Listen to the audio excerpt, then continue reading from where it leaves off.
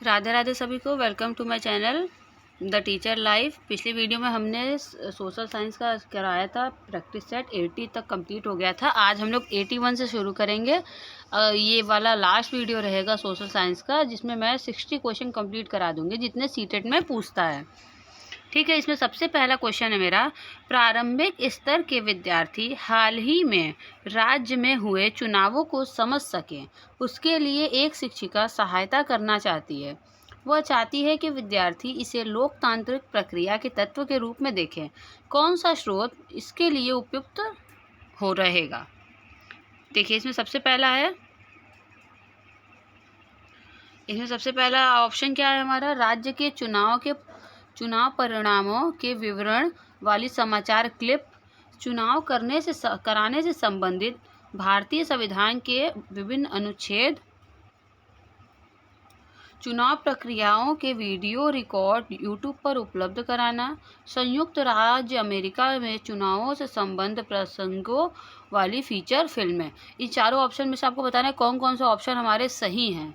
इसमें देखिए, सबसे पहला ऑप्शन हमारा राज्य के चुनाव परिणामों के विवरण वाला समाचार क्लिप। ठीक है, क्लिप वाला सही होगा। और हमारा चुनाव प्रक्रियाओं के वीडियो रिकॉर्ड यूट्यूब पर उपलब्ध कराना। यहाँ पे ए और सी सही हो जाएगा, बी और डी गलत हो जाएगा।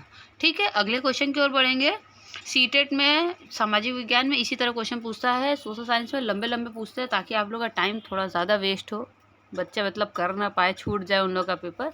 इसलिए आप लोग स्पीड बढ़ा लीजिए और तेज़ी से पढ़ा करिए ताकि आप लोग को समझ में भी आए और आप लोग की स्पीड भी अच्छी रहे। दूसरा क्वेश्चन क्या है इसका, सामाजिक विज्ञान को प्रारंभिक विद्यालयों में बढ़ावा देने के लिए निम्नलिखित विकल्पों में से कौन सा विकल्प सही है? इसमें सबसे पहला ऑप्शन आता है, विद्यार्थियों को सामाजिक मुद्दों के बारे में नवीनतम सूचना उपलब्ध कराना ताकि वे याद कर सके। विश्लेषणात्मक और रचनात्मक मानस का आधार रखने से सामाजिक विज्ञान एक अनिवार्य स्रोत की तरह सहायता करना, इस पर बल देना।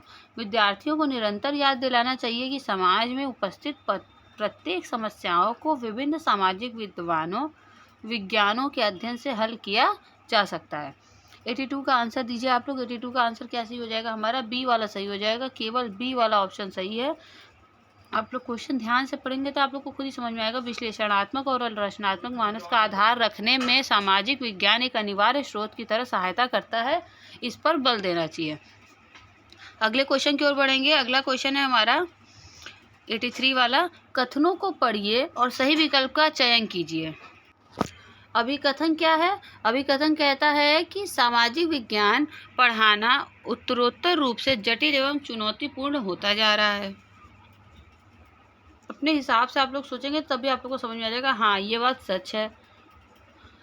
भारत के शिक्षण संस्थानों में पढ़ाने के लिए पेशेवर रूप से प्रशिक्षित समाज वैज्ञानिकों की कमी है। क्या ये भी सही है? बिल्कुल गलत बात है ये। हमारा अभिकथन सही है लेकिन कारण हम गलत है। तो यहाँ ए सही है किंतु आर गलत है। अगले क्वेश्चन की ओर बढ़ेंगे। अगला क्वेश्चन है हमारा, औपनिवेशिक शासन ने भारतीय उपमहाद्वीप में जनजातीय समूहों के जीवन को कैसे प्रभावित किया के अध्ययन के लिए निम्नलिखित में से किसका उपयोग एक प्राथमिक स्रोत के रूप में किया जा सकता है? इसका ऑप्शन देखेंगे। इसका पहला ऑप्शन है, बिरसा मुंडा के जीवन पर बना एक वृत्तचित्र, लेखक अमिताभ घोष द्वारा लिखित एक ऐतिहासिक कल्पना फिक्शन। औपनिवेशिक शासन ने जनजातियों की परिस्थितियों को समर्पित इतिहास की पाठ्यपुस्तक में एक पाठ उस काल समय के दौरान बहेगा जैसी जनजातियों द्वारा गाए गए और मानव शास्त्रीय बेरियल एल्विन द्वारा प्रलेखित किए हुए गीत। देखिए, ये सारे क्वेश्चन ऐसे पूछे जा रहे हैं, आप लोग को कितना टफ लग रहा होगा। हमको खुद टफ लगता था जब मैंने एनसीईआरटी नहीं पढ़ी थी, लेकिन जब आप एनसीईआरटी पढ़ लेंगे ना, उसमें कहीं ना कहीं का एक एक ऑप्शन आपको कहीं ना कहीं ब्लिंक करता है कि हाँ ये मैंने कहीं तो पढ़ा है। इसका सही आंसर क्या हो जाएगा हमारा, फोर्थ हो जाएगा। उस काल समय के दौरान बहेगा जैसे जनजातियों द्वारा गाए गए और मानव शास्त्री बेरियल एल्विन द्वारा प्रलेखित किए हुए गीत। अगले क्वेश्चन की ओर बढ़ेंगे हम। अगला क्वेश्चन है हमारा, यदि एक विद्यार्थी एक जिले की जनसांख्यिकीय विशेषताओं को समझने के लिए एक परियोजना विकसित करने का प्रस्ताव रखता है, निम्नलिखित में से किसकी संभावना के रूप में आवश्यकता होगी? पहला ऑप्शन क्या है हमारा, घरों के सर्वेक्षण के माध्यम से एकत्रित आंकड़े, भारत की जनगणना से आंकड़े, पटवारी ग्राम प्रशासनिक अधिकारी से आंकड़े एकत्रित किए जा सकते हैं, अतीत में उभरी जनसांख्यिकी विशेषताओं के बारे में समाचार पत्र द्वारा लिखी गई सूचना। इसमें क्या चारों ऑप्शन में से सही हो जाएगा हमारा, ऑप्शन बी सही हो जाएगा, भारत की जनगणना से आंकड़े। ये आप लोग को एनसीईआरटी बिना पढ़े नहीं आएगा, आप लोग ऑप्शन में तुक्का मारते रह जाओगे, गलत हो जाएगा। निम्नलिखित में से कौन सी अधिगम के लिए आकलन रूपरेखा AFL की मुख्य विशेषताएं हैं। इसलिए मैं प्रैक्टिस सेट कराती हूँ ताकि आप लोगों का प्रैक्टिस घर बैठे हो सके, आप लोग बिना बुक के कुछ भी लिए बिना ही आप लोग पास कर सकते हो सीटेट। मैंने इसी तरह प्रैक्टिस सेट कर करके सीटेट पास किया है। इसमें पहला ऑप्शन क्या है, प्रत्येक बच्चे की व्यक्तिगत एवं विशिष्ट आवश्यकताओं को पहचानना, हितधारकों के साथ अधिगम प्रगति को साझा करने के लिए उपयोग, अधिगम प्रतिफलों पर आधारित मानदंड पर विद्यार्थियों के अधिगम को आंकना, समय अनुसार अधिगम प्रगति में परिवर्तनों के अवलोकन के अवसर उपलब्ध करवाना। चारों ऑप्शन में से सही ऑप्शन क्या हमारा हो जाएगा, हमारा ऑप्शन ए सही हो जाएगा, ऑप्शन डी सही हो जाएगा, तो हमारा फोर्थ ऑप्शन यहाँ सही हो जाएगा, ए और डी, बी और सी गलत है। अगले क्वेश्चन की ओर बढ़ेंगे। शिक्षा का अधिकार अधिनियम 2009 के अनुसार प्रारंभिक स्तर तक पढ़ने वाले विद्यार्थियों के लिए पाठ्यचर्या के सूत्रीकरण और मूल्यांकन कार्यविधियों के संबंध में निम्नलिखित में से कौन सा सिद्धांत सही है। इसमें पहला ऑप्शन क्या है, बच्चों को उनसे न संभलने वाला गृह कार्य नहीं देना चाहिए।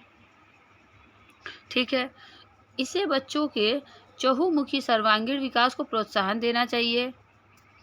जो शारीरिक दंड देते हैं उसको सख्त से चेतावनी देनी चाहिए। बच्चों को अनुशासित रूप से अपने विचारों को व्यक्त प्रकट करने का निर्देश देना चाहिए। इसमें सही आंसर क्या हो जाएगा हमारा, इसमें केवल बी वाला सही है कि इससे बच्चों के चहुमुखी सर्वांगीण विकास को प्रोत्साहित देना चाहिए। ठीक, अगले क्वेश्चन की ओर बढ़ेंगे हम। अगला क्वेश्चन है हमारा, विद्यालय आधारित आकलन गतिविधियों हेतु निम्न में से क्या उपयोग में नहीं लाया जा सकता। देखिए नहीं वाले ऑप्शन आप लोग ध्यान से करिएगा। पहला इसमें क्या, योगात्मक आकलन, दूसरा है रचनात्मक निर्माणात्मक आकलन, तीसरा है निदानात्मक आकलन, चौथा है स्थापन प्लेसमेंट आकलन। इसमें सही आंसर क्या हो जाएगा हमारा, स्थापन प्लेसमेंट आकलन सही हो जाएगा, क्योंकि योगात्मक होगा, निदानात्मक होगा, रचनात्मक होगा, लेकिन प्लेसमेंट आकलन नहीं होता है विद्यालय में। ठीक, FA होता है, ऐसे होता है, टेस्ट होता है, वीकली टेस्ट होता है, ये सारी चीज़ें होती है, लेकिन प्लेसमेंट आकलन नहीं होता। पोर्टफोलियो आकलन में आवश्यक होते हैं विद्यार्थियों के कार्यों का संग्रह। पोर्टफोलियो बनता है विद्यार्थी का कि हाँ उसने कैसा परफॉर्म किया है, कैसा नहीं किया है, जो साल भर का एक वो बनता है, रिजल्ट में बताया जाता है कि हाँ आपका कैरेक्टर कैसा है, आपका क्या डिसिप्लिन था, क्या परसेंटेज था, वैसे ही पोर्टफोलियो रहता है। विद्यार्थियों के कार्यों का संग्रह, एक निश्चित अवधि में शिक्षक द्वारा दिए गए कार्यों व परीक्षा पत्रों का संग्रह। पोर्टफोलियो में रखे जाने वाले कार्यों वस्तुओं के चयन हेतु मानदंड। इससे सही आंसर क्या हो जाएगा हमारा ए सही हो जाएगा और सी सही हो जाएगा, तो ऑप्शन हमारा 3 सही हो जाएगा। विद्यार्थियों के कार्यों का संग्रह और पोर्टफोलियो में रखे जाने वाले कार्यों वस्तुओं के चयन हेतु मानदंड। अगला आज का हमारा लास्ट क्वेश्चन क्या है, निम्नलिखित प्रश्नों में से कौन सा अधिगमकर्ताओं के अनुप्रयोग कौशल का आकलन करता है। ठीक है, पहला ऑप्शन क्या है हमारा, वायुमंडल में कौन सी गैस हरित गृह प्रवाह ग्रीन हाउस इफेक्ट बनाती है। दूसरा है वायु दाब क्या है। तीसरा है वर्षा के 3 प्रकारों का नाम क्या है। तो चौथा है साक्षरता क्या है। राष्ट्रीय साक्षरता दर से अधिक दर वाले 5 राज्यों की सूची बनाई है। निजी स्वास्थ्य सुविधाओं के कई मायने हो सकते हैं। अपने क्षेत्र के कुछ उदाहरणों की सहायता से स्पष्ट कीजिए। इसमें सही आंसर क्या हो जाएगा हमारा, डी सही हो जाएगा और ई सही हो जाएगा। ऑप्शन 3 हमारा सही है, बाकी सब नहीं होगा। ठीक है, आज के लिए इतना ही, मिलते हैं नेक्स्ट वीडियो में। अगली वीडियो में मैं आपको CDP का प्रैक्टिस सेट कराऊंगी या सोशल स्टडी का भी करा सकती हूँ। आप लोग एक बार कमेंट करके ज़रूर बताइएगा कि अगला वीडियो आपको मेरे किस प्रैक्टिस सेट पे चाहिए, मैं उस पर ज़रूर बनाने की कोशिश करूँगी। Thank you.